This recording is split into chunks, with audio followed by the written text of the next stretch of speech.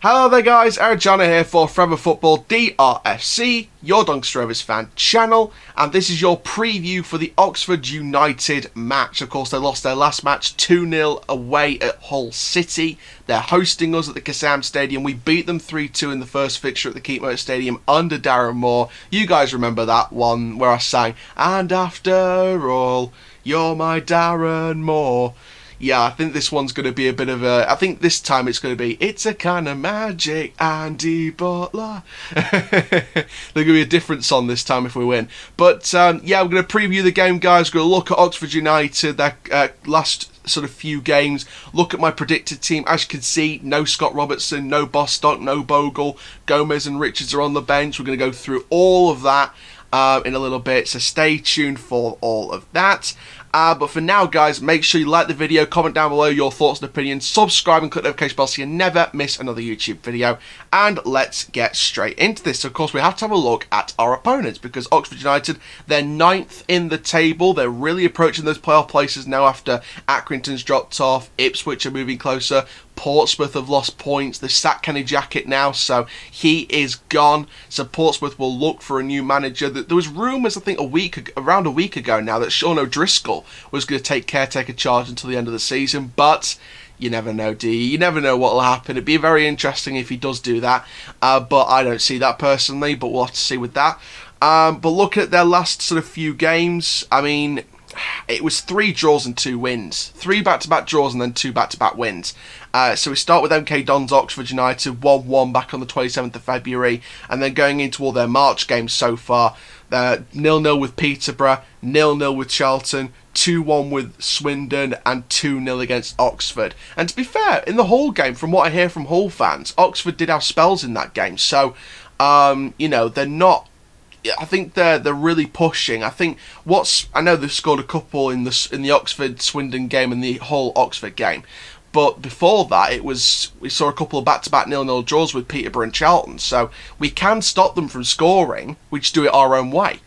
And you know, Oxford United, you know, they're a good team. They're a great team. If they get the playoffs this season over Ipswich, over Accrington, over Portsmouth, over Blackpool and stuff like that, great for them. You know, it'd be brilliant. But we have to do our job now. I'm not too sure exactly. And to be fair, you've got to look at what's happening around us in the table as well. I'm trying to find what Sunderland's game was. Yeah, they ended up winning the Football League trophy match against Tranmere 1-0 today. So, yeah, 57 minutes from Lyndon Gooch. So, Sunderland's our big rivals at the minute. They're the people we want to try and aim to go ahead of. We're in 5th place. We're 2 points in front of Ipswich with a game in hand. We've got two games in hand on Lincoln. And I'm doing the maths here. I'm looking at the table and doing the maths. If we win all 4 of our games in hand on Hull, if we win those, we get to 68 points, which is joint top of the league. They've got a bigger goal difference by about 20, so we would be 2nd place. If Peterborough win their 3 games in hand on Hull, they go to 71, so we'll be dropped down to 3rd. If Lincoln win their 2 games in hand, they goes to 67, so we'd still be ahead of Lincoln. So we'd be in 3rd place. And if Peterborough drop more points and Hull drop more points, then it becomes closer and closer. And, you know, do I think Hull and Peterborough could be the final top 2? Maybe. Maybe not. Because you could see them dropping points at any time. Sunderland just got the win in the trophy against Tranmere, who had that sort of Salford-inspired mentality after Portsmouth got knocked out on penalties in the final of their trophy match with Salford yesterday. So rivals could see those results, start concerning themselves, and they're going to start dropping points. And I'm looking at Sunderland's sort of next games. They've got Accrington on the Wednesday. They got Lincoln, they got Bristol Rovers, they got Oxford, which they're playing, they got Peterborough, they got Charlton. So there's still a good few games. They've got Hull City coming up in a few weeks as well. So, you know, they've still got to face some tough challenges. And draws or losses for Sunderland could drop points for them. Hull drop points, Peterborough drop points, Lincoln keep dropping points. We win our games, we go ahead. We go ahead. We keep going and we go for them. So we need to start taking advantage. Northampton should have been 3 points. We should have scraped to 1-0 and just taken the 3 points from there. Say it wasn't the best game, wasn't vintage, but we go again, we got 3 points. We didn't. We got a 0-0 draw. So this becomes one of the vital games we've got now. And having a look, let's have a look at who we've got in the next few games. I know we've got 3 away games back-to-back, starting with Oxford United.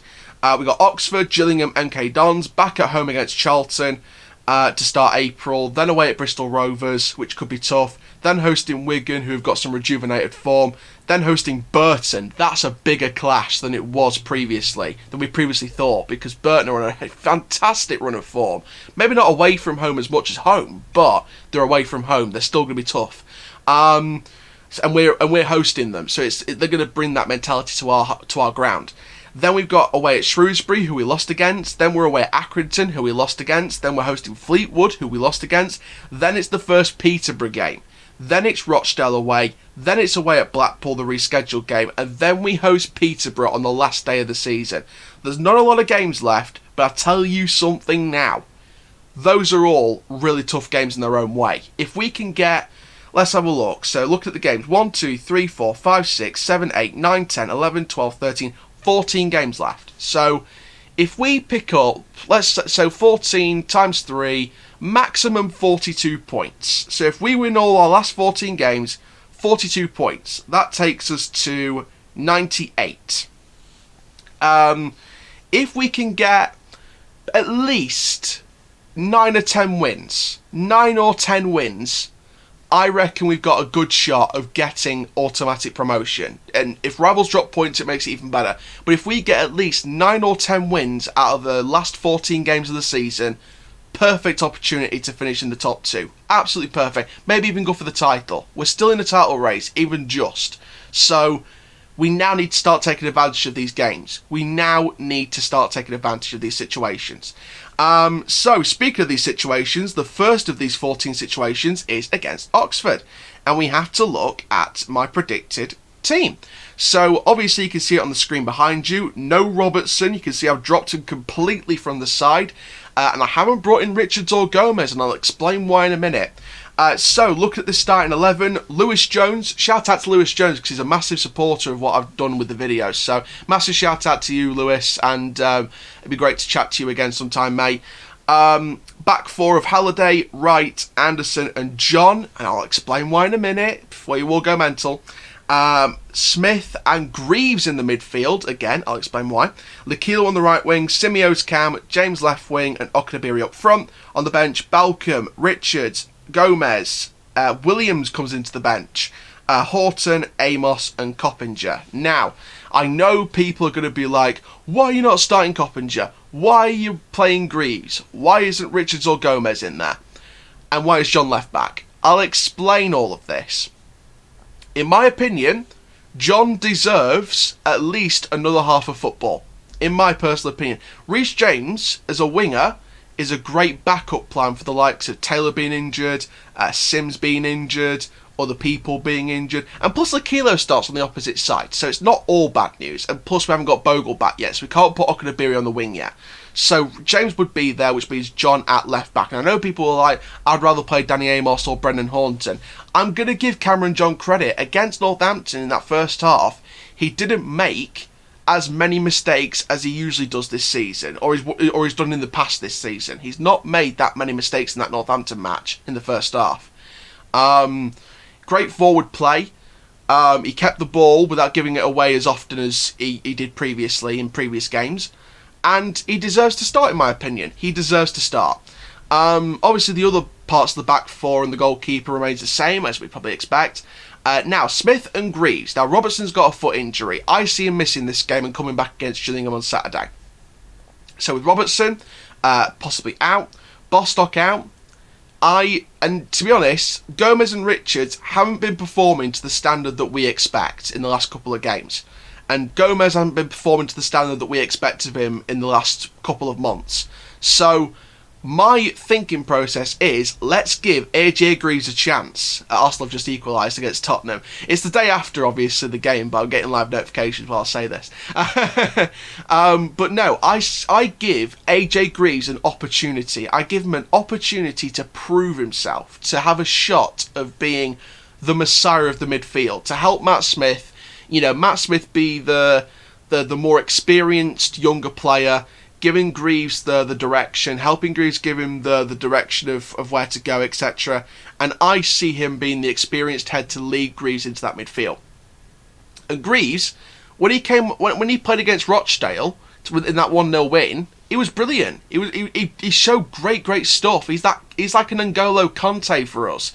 He's like a very annoying midfielder. Oppositions hate to play against an annoying player. And Greaves, in my opinion, in the way that he plays, is an annoying player.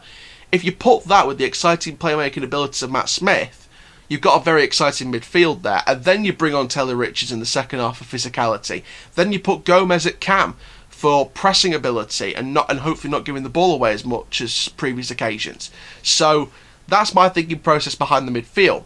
Samoa's at cam. Now I know a lot of people are like, why? There's no other option. There's no other option in my opinion. Gomez needs to be on the bench, Richards needs to be on the bench, and Samoa's, apart from a few times where he gave the ball away during technical abilities, which he sometimes does that anyway, but that's the whole thing about technical abilities. Sometimes you give the ball away. But Simeo's, apart from that, was okay. It wasn't his best performance, but it was okay for his first arrival back. So I'd give him the first half, or even more than the first half, or possibly even 90 minutes against Oxford. And if he does what he did against Northampton, but twice as better, we'll have a good game with him. So that's my thinking process behind that. James on the wing is great, Lakil on the wing is great, Knocknaberry up front is spot on. And of course, like I said, I'm not going to risk Scott Robertson, so Ed Williams comes into the bench for me. So that's my thinking process behind the starting 11. Comment down below if you think different, but I'm taking everything into account as to why I've gone with that lineup. So, my scoreline prediction to end the video. It's a hard one, this one, because Oxford, even though they've not been on the greatest run of form, losing 2-0 against Oxford, winning 2-1 against Swindon, previously to that, a couple of 0-0s with Charlton and Peterborough, and a 1-1 draw with MK Dons a few games ago. So it's a very mixed bag of form, and they're going to need to go on form consistently at some point to have any shot of 6th place in the playoffs. In my personal opinion, and the reason why I say 6th is because, let's face it, in any order, Hull, Sunderland, Lincoln, Doncaster, Peterborough, that is this season's top 5 in any order. It's just a case of where they finish now.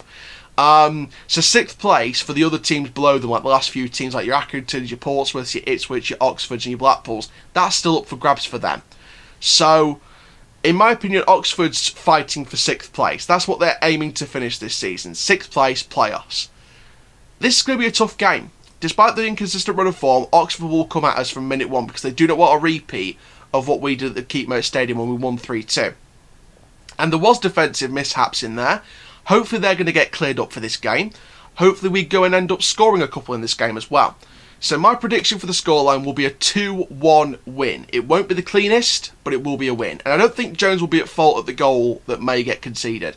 In terms of a list of 5 players that could be involved in the scoring, I'll go with Knocknaberry, I'll go with Samoes, I'll go with Smith, I'll go with Halliday, and I'll go with... let's go with James. James, Lakilo, Samoes, Knocknaberry, Halliday. Not Smith, Halliday. So that's my thinking process behind it all. Thank you very, very much for watching this match preview from Oxford. Hopefully get 3 points in the evening. And for now, guys, my name is Owen Chandler from Forever Football, DRFC. Keep living the Rovers life, and that, my friends, is full time. Rovers till I die. Let's get 3 points and let's do the double over Oxford. Come on, Rovers. Rovers till I die.